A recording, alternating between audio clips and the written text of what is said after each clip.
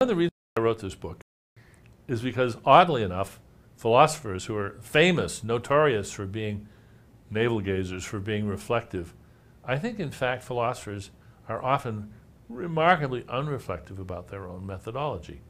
I wanted to draw attention to how philosophers actually go about their business and get them thinking more self-consciously about the tools they use and how they use them. A tool that everybody should be familiar with, and in fact people use it all the time, is Reductio ad Absurdum arguments. It's the sort of general purpose crowbar of rational argument where you take your opponent's premises and deduce something absurd from them. That is, you deduce a contradiction officially. We use it all the time without paying much attention to it.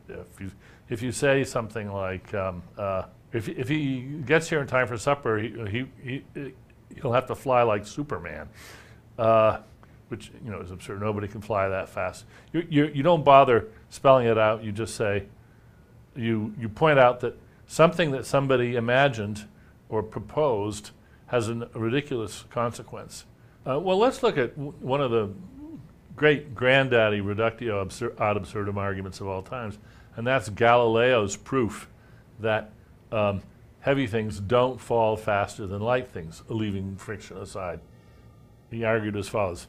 Okay, suppose you take the premise that you're going to show as false. Suppose that heavier things do fall faster than light things. Now take a stone, A, which is heavier than another stone, B.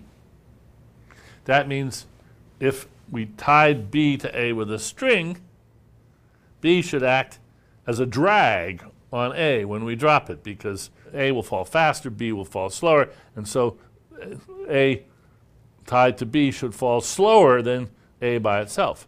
But AB tied together is heavier than A by itself, so it should fall faster. It should fall both faster and slower than A by itself. That's a manifest contradiction. So we know that our premise with which we began has to be false. That's a classic Reductio ad Absurdum.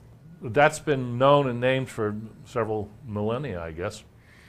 And as I say, it's the workhorse of philosophical argumentation.